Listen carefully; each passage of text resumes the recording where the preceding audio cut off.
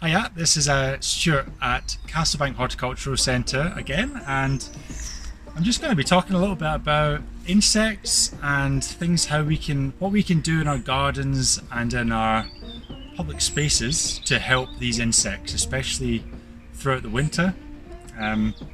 So one thing that's quite popular just now is bulk hotels, or mini beast hotels. I've heard all sorts of different names. And the idea behind these is that they provide shelter for a range of different insects or invertebrates. Different types of insects, they need different environments, different places to hide, to breed, to get through the cold winter. I've got an example here. So here we have a few old pallets. We've got 3 pallets, we've got some bricks, and then there's some old stems and pieces of wood in here. So this is really good for things like maybe frogs, toads, spiders. It's quite a damp area. It's not in the sun, so this is always going to stay moist. So that, perfect shelter. Maybe there might be toads right at the back underneath there, and this is going to provide protection from the cold winter frosts, where they can just snuggle in. Maybe even some hedgehogs. If you leave big piles of leaves in the garden over the winter, you may get hedgehogs moving in. But something like this doesn't provide for bees.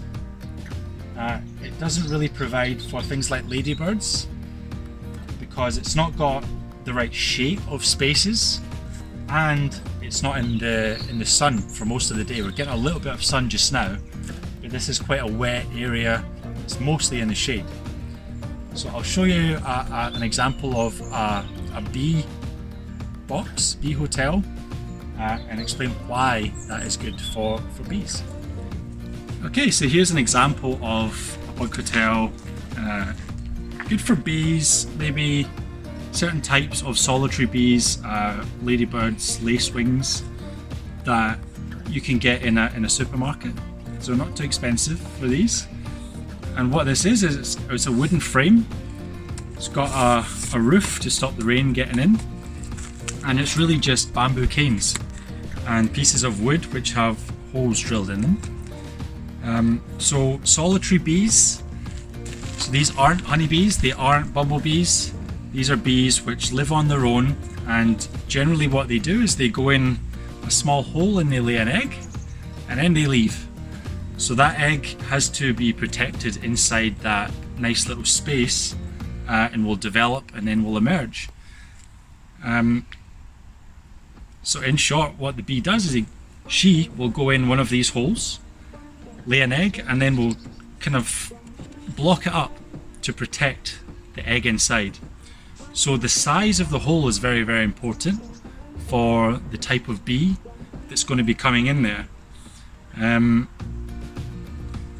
here, that's maybe good for lacewings. So lacewings are predators of things like aphids. So as gardeners, we're not a big fan of aphids on our plants. Our roses are a good example.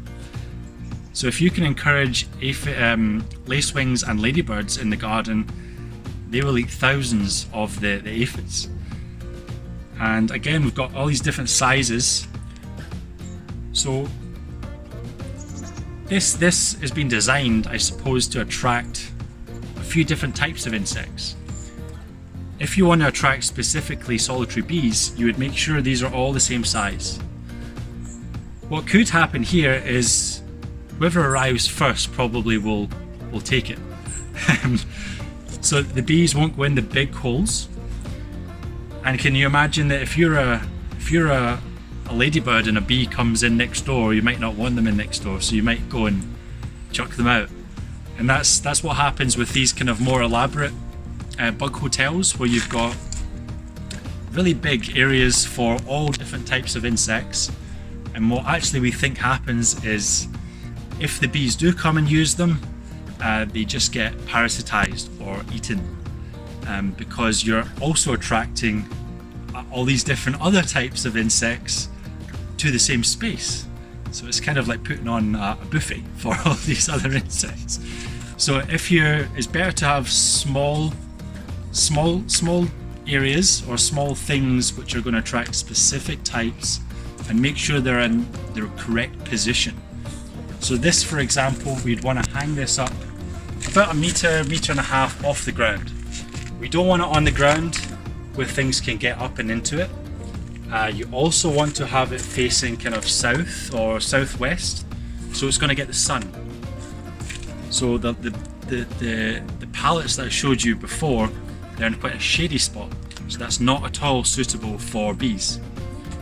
They need the sun, they need that heat to develop. If they get too damp, you'll get lots of mold and fungus growing, and that's going to eventually will kill the insects.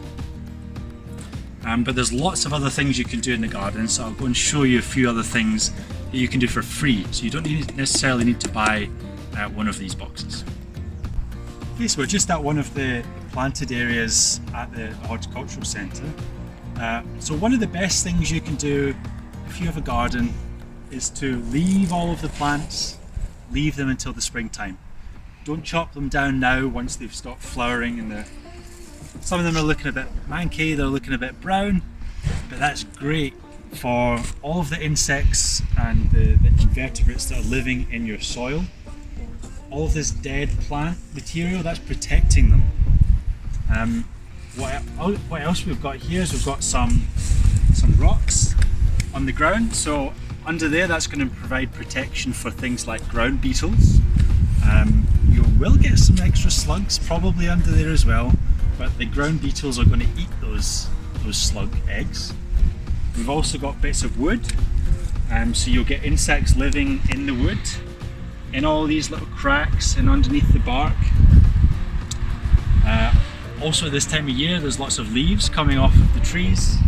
If you can collect up all the leaves, pile them up, maybe on top of some twigs or branches, that's the perfect hedgehog house. Somewhere that the leaves aren't going to blow away, maybe in a corner, and maybe you could protect them, stop them from blowing away in some way. But yeah, just thinking about where are all these insects, these invertebrates living, what do they need, and remember, everything's trying to eat everything else, so you can't have it all in the same space. You need to spread it out and think about the sun, the wet areas, dry areas. Rocks, for example, they will absorb heat, so that will be warmer, so you might get certain types of insects there that you wouldn't get somewhere else. Okay, and it should go without saying that as gardeners, if we use chemicals, things like insecticides and weed killers in the garden, that's going to have an effect. It's going to have a knock-on effect to not just the things that you're trying to kill, but also everything else. So we know if you spray roses with insecticides to kill the aphids, probably the bees which visit the flowers would then pick up those same chemicals and would be affected. So by trying to encourage the natural predators of the aphids, things like the lacewings and your ladybirds, so you can have bamboo canes, attract lots of ladybirds, and they will take care of the aphids for you. And then you do not need to use the chemicals. Yeah, of course, if you need to use weed killers, we think, again, this is not proven, but it does have a lasting effect on the soil. So I wouldn't say anything against someone using weed killer on their driveway, for example, just to kill the weeds between the slabs or in the stones.